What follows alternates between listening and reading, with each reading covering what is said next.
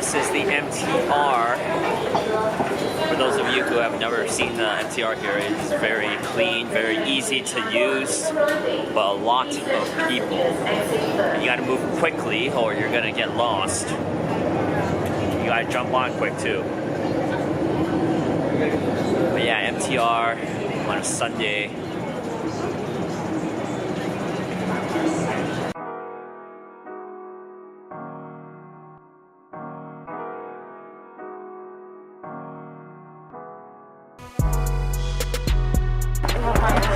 On a hike all the way up. I mean, it's not that many. Pretty high. Compared to yesterday. Oh yeah, I mean it's not the craziest amount of steps, but still quite a lot of steps. Still quite a lot of steps. Yeah. I guess we'll tune back in once we get up to the top.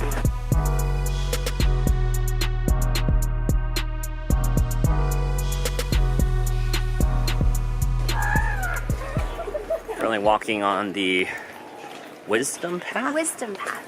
Wisdom Path. Wisdom Path. It's a nice little scenic. Pretty. Yeah, scenic area It's here. right by the big Buddha. It's right downstairs from the big Buddha. Yep. We just came down from the big Buddha. Saw a baby ox. Oh yeah, there was a professional ox herder. It was like an English or Australian woman who was really bad at her job. Took some pictures, but we didn't film it. Oh, this reminds me of Singapore, actually.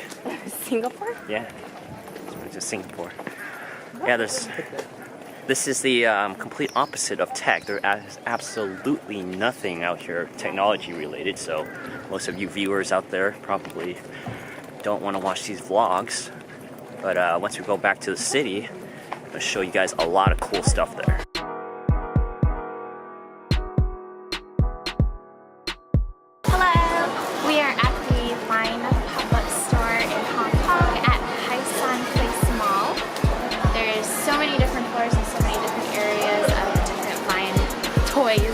Merchandise all over the place. Let's see.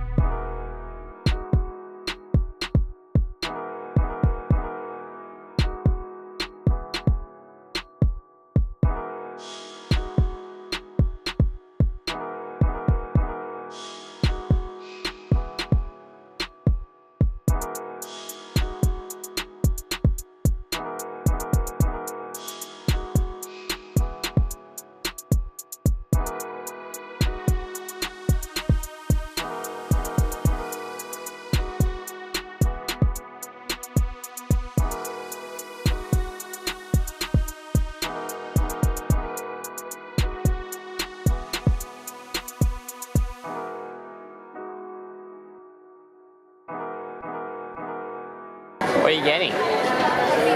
Waffle ice cream. Waffle ice cream? What kind? The one that looks like that. It's important to add character to the food. Why? Because depending on where you are, you have to take a picture of it.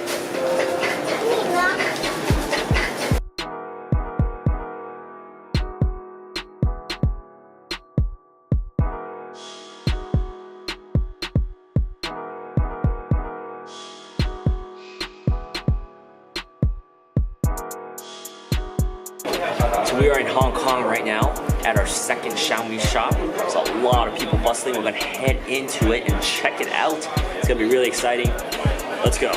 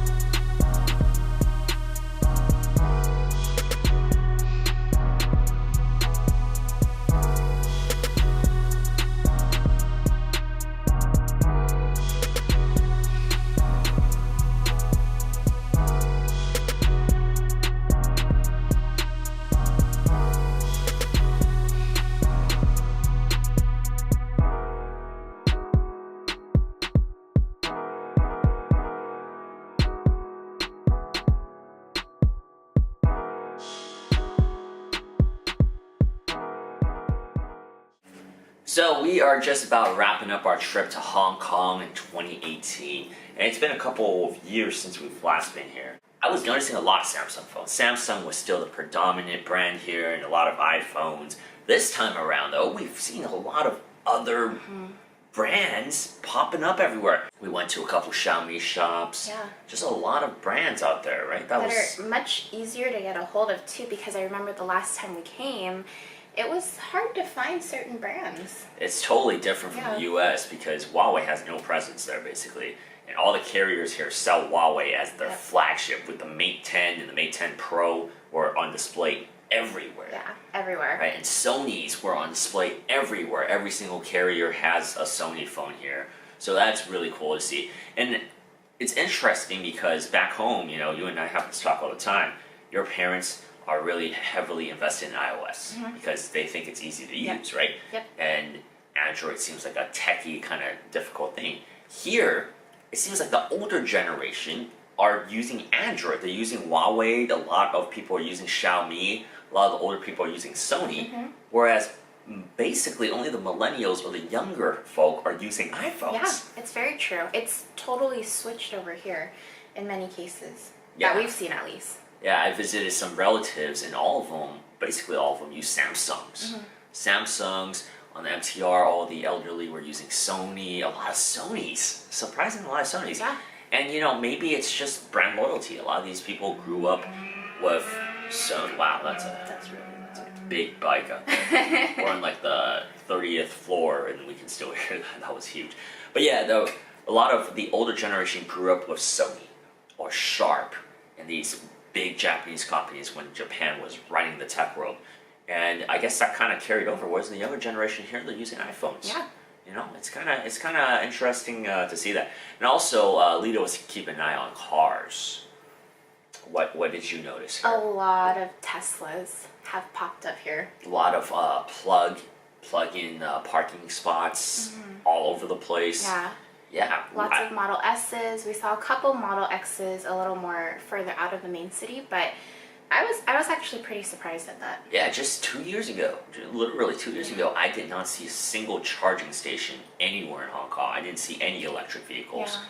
Things move quickly. It's amazing. And, you know, like expansion, when we came here 2 years ago to see Xiaomi, it was literally just a small little spot in the middle of a mall way away from the big city. It was like one little tiny store, probably the size of this room right here, basically.